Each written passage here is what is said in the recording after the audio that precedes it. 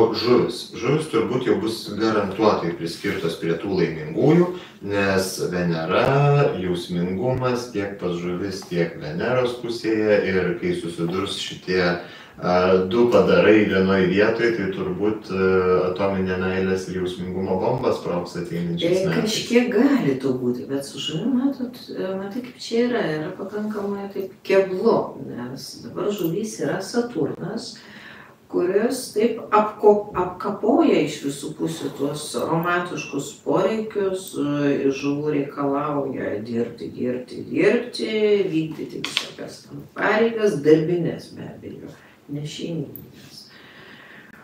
Na, Saturnas, kaip minėjau, iš žuvų ženklo, išeis jis gegužės gale, per visą vasarą nebus. Na, galbūt tuo metu žuvis labiau atsiskleis meiliai, bus linksmesnės, jums taps lengviau, bet kokiu atveju tai bus poilsio laikas nuo Saturno, kai šiek tiek daugiau gyvumo, džiaugsmo, šilumos, bet vėlgi ne per labiausia, nes kartu su Saturnu bus ir jų šeimininkas Neptūnas. Toks, sakyčiau, žuvim vis dar tęsiasi tas tam tikrų apribojimų periodas, kai tu negali daryti, ką nori, kai ne visi sutinka su tavo atliekamu darbu, jo kokybė, kai tu negali realizuoti savo projektų, kažkam tu nepatinki, kažkas neleidžia, tu vis nuo kažkieno malonės priklausai, tu negauni to atlygio, kurio tu užsitarnauji, visi tave kontroliuoja, seka, stato į vietą, tas toks Saturno, Neptūno ta kombinacija žuvim, šįkart yra labai sudėtinga, nes priminsiu, Saturnas žuvyse, kaip ir kiekvienam ženkle, ne taip dažnai, kas 29 metus, o Neptūnas žuvyse, tai čia jau keli šimtai metų. O štai čia dabar jie yra kartu.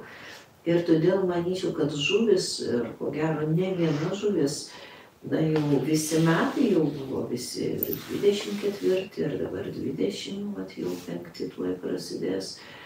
Šis laikas yra pakankamai sudėtingų išgyvenimų, kai su kažkuo reikia atsisveikinti, atsisakyti. Galbūt yra praradimai karjeroje, galbūt yra asmeniniai praradimai.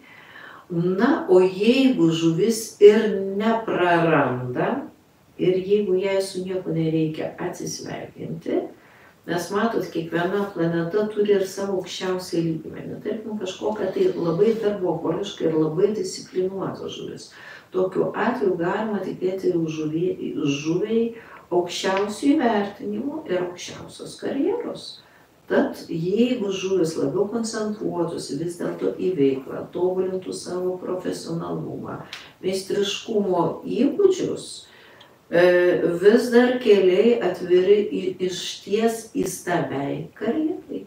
Na, o užbaigiant turbūt belieka priminti, kad Palmiros astrologinį kalendorių su visais astrologiniais aspektais, bendrosiomis apžvalgomis kiekvienam zodiako ženklui kiekvieną mėnesį, mėnulio ir saulės parų kilimo ir leidimasi laikais, mėnulio paromis, saulės paromis ir jų detaliais aprašymais, su klasikiniais ir legendiniais Palmiros sudėliojimais, labai detaliai ženkliukais kiekvienai dienai, kurių žali reiškia palankės gyvenimo sferas, o raudoni reikštų lyg tas sferas, į kurias nereikia kišti uodegos tą vieną arba kitą dieną, ar ne, su runų ženklais kaip talismanais ir amuletais.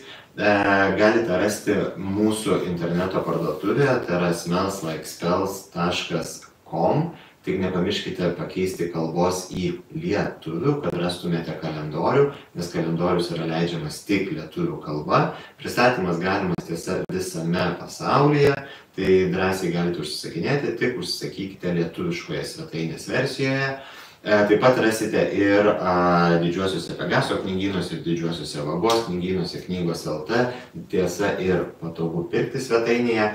Na, o Palmiros ir Smells-like-spells kartu kurtą metų žvakę, štai tokią taip pat rausvą, gražią ir labai salstelėjusiai, vaisiškai, veneriškai kvepiančią su apelsinų žiedų, ambros, vanilės ir greipfruto aromatu, bei išraižytais visais metų ženklais. Tai yra zoroastrietiškoji lūšis ir runos Kenaz ir Lagus, Veneros simbolis, kinų metų ar neateinančių gyvatę. Rasite mūsų interneto svetainės meslakspels.com, jau žvakė bus ir lietuviškoje versijoje, ir angliškoje, nes jeigu norėtumėt padovanoti žvakę savo draugams, kurie nesupranta lietuviškai, drąsiai galite tai daryti, nes aprašymai apie tai, kaip sutikti visus naujuosius metus, kodėl vis dėlto nereiktų jau sausio 1 naktį pradėti švęsti kinų naujųjų metų, o kada vis dėlto juos švęsti, o kada švęsti zoroastrietiškosius naujuosius metus ir kaip švęsti, kad tie metai ateinantis būtų mums sėkmingi, gražus ir galbūt netgi laimingiausi. Rasite dėžutėje visą tą ilgą aprašymą, netgi 4 lapų. Todėl suskubkite užsukti pas mus į svetainę, suskubkite užsukti į knygynus, nes kiekvieno iš šitų maginių įrankių kiekis ribotas, tai yra limituoto leidimo produktai.